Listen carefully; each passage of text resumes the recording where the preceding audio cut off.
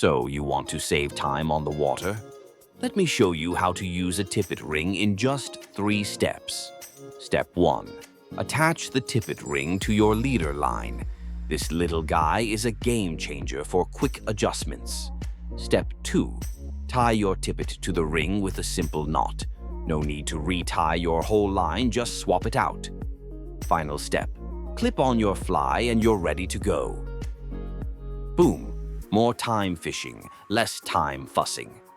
Y'all see this? Use code FISHIN for a special deal or keep wasting time, your choice.